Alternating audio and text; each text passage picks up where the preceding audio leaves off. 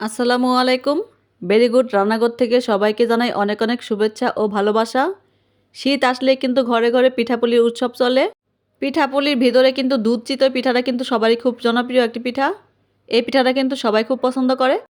সবার হাতে কিন্তু এই দুধ চিতই পিঠা সুন্দর হয় না। আজকে কিন্তু আমি শুকনো চাউলের গুঁড়ি দিয়ে পিঠা তৈরি করে দেখাবো। পিঠা বানানোর জন্য সকল টিপস থাকবে এই ভিডিওতে, তাই না টেনে কিন্তু পুরো ভিডিওটি দেখার জন্য সবার কাছে অনুরোধ রইল।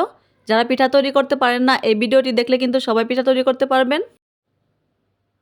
কড়াইয়ে নিয়ে নিয়েছি বাজার থেকে কেনা শুকনো চাউলের গুঁড়ি। এখন চুলার আঁচ লোতে রেখে কিন্তু 3-4 মিনিটের মতো কিন্তু চাউলের গুঁড়িটা ভেজে নেব। চাউলের গুঁড়ি কিন্তু একদম লাল লাল করে ভাজা যাবে না। যখন গুঁড়িটা একটু ঝরঝরে হবে তখন কিন্তু নামিয়ে নিতে হবে। চাউলের গুঁড়ি কিন্তু আমার ভাজা হয়ে গেছে, এখন নামিয়ে নেব। চাউলের গুঁড়ি নামিয়ে নিয়ে নর্মাল পানি কিন্তু কড়াইয়ে দিয়ে দিয়েছি। এখন 2 চা চামচ চাউলের গুঁড়ি কিন্তু পানিতে দিয়ে দেব। ভালো করে কিন্তু গুঁড়িটা মিশিয়ে নেব। চুলা কিন্তু এখন বন্ধ অবস্থায় আছে।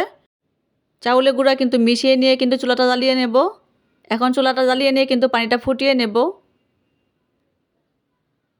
খুব বেশি জাল করা কিন্তু প্রয়োজন নাই, একবার ফুটিয়ে নিলে কিন্তু হবে। পানিটা কিন্তু ফুটতে শুরু করেছে, এখন চুলাটা কিন্তু বন্ধ করে দেব। বন্ধ করে কিন্তু একটু ঠান্ডা করে নেব। খুব বেশি ঠান্ডা কিন্তু করব না। হাঁড়িতে নিয়ে নিয়েছি চাউলের গুঁড়া। এখানে পরিমাণ মতো লবণ দিয়ে দেব। যে পানিটা ফুটিয়ে নিয়েছিলাম সেই পানিটা অল্প অল্প দিয়ে দেব। পানিটা যেহেতু অনেকটাই গরম আছে, এই জন্য কিন্তু হাত ব্যবহার করব না, চামিচ দিয়ে কিন্তু আমি মিশিয়ে নেব।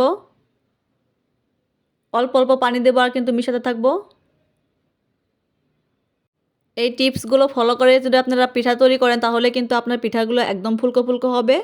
সবটুকু পানি দিয়ে কিন্তু মিশিয়ে নিয়েছি। এখন কিন্তু 10 মিনিটের মতো কিন্তু এইভাবে ফেটিয়ে নেব। ভালোভাবে কিন্তু ফেটিয়ে নিয়েছি, আঠালো একটা ভাব কিন্তু চলে আসছে। এখন কিন্তু আবারও কুসুম গরম পানি করে নিয়েছি। এই পানিটা দেব আর কিন্তু মেশাতে থাকবো। কোনোভাবেই কিন্তু এখানে ঠান্ডা পানি দেওয়া যাবে না, কুসুম গরম পানি কিন্তু ব্যবহার করতে হবে। আমি কিন্তু ব্যাটারটা একদম পাতলা করব না, একটু ঘন করে তৈরি করব। একটু ঘন করে ব্যাটার তৈরি করে পিঠা বানালে কিন্তু পিঠাগুলো একদম ফুলকো ফুলকো হবে। আর দুধে ভেজানোর পর কিন্তু একদম জালি জালি হবে। ব্যাটারটা কিন্তু রেস্টে রাখা দরকার নাই, এখনই কিন্তু আমি পিঠাগুলো তৈরি করে নেব। হাঁড়িতে 1 লিটার দুধ নিয়ে জাল করে কিন্তু ঘন করে নিয়েছি। এখন কিন্তু চুলাটা বন্ধ করে নেব। গুড় জাল করে কিন্তু ঠান্ডা করে নিয়েছি।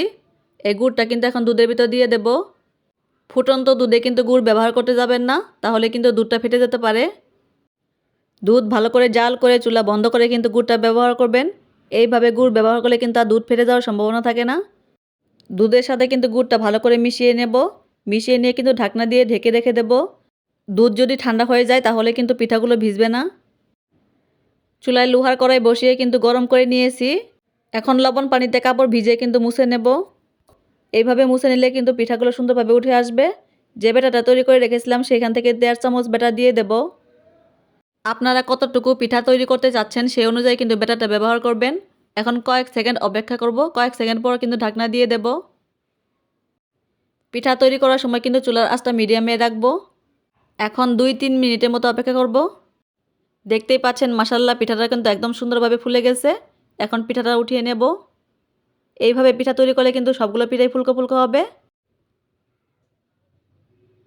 দেখতেই পাচ্ছেন পিছন সাইডটাও কিন্তু একদম ছিদ্র ছিদ্র হয়েছে। এখন কিন্তু গরম পিঠাটা কিন্তু দুধে ভিজিয়ে নেব। এইভাবে আরেকটা পিঠা তৈরি করে দেখিয়ে দিচ্ছি। প্রথমে কিন্তু লবণ পানি দিয়ে কড়াইটা মুছে নেব। এখন 1.5 চামচ কিন্তু ব্যাটার কিন্তু কড়াইয়ে দিয়ে দেব। সঠিকভাবে ব্যাটারটা তৈরি করে নিলে কিন্তু লোহার কড়াইয়ে সুন্দর ফুলকো ফুলকো পিঠা তৈরি করে নেওয়া যায়।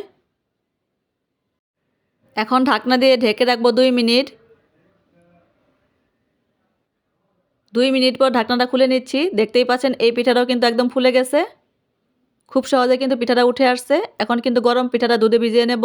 এইভাবে কিন্তু সবগুলো পিঠা তৈরি করে নেব। সবগুলো পিঠাই কিন্তু দুধে ভিজিয়ে নিয়েছি। কয়েক ঘন্টার জন্য কিন্তু ঢাকনা দিয়ে ঢেকে রেখে দেবো এইভাবেই। ফিরে আসছি কয়েক ঘন্টা পর। 3 ঘন্টা পর কিছু পিঠা কিন্তু আমি প্লেটে উঠিয়ে নিয়েছি। 3 ঘন্টার ভিতরেই কিন্তু পিঠাগুলো ভিজে কিন্তু একদম নরম হয়ে গেছে। আমি কিন্তু একটা পিঠা আপনাদের ভেঙেও দেখিয়ে দেব। যাদের পিঠা ভিজতে চায় না তারা কিন্তু এইভাবে কিন্তু পিঠাগুলো তৈরি করে খেতে পারেন। সবগুলো পিঠাই কিন্তু একদম তুলতুলে নরম হবে। আজকের রেসিপিটি যদি ভালো লাগে তাহলে কিন্তু ভিডিওতে একটা লাইক দিবেন প্লিজ। ফিরে আসবো নেক্সট ভিডিও নিয়ে, সে পর্যন্ত সবাই ভালো থাকেন। আল্লাহ হাফেজ।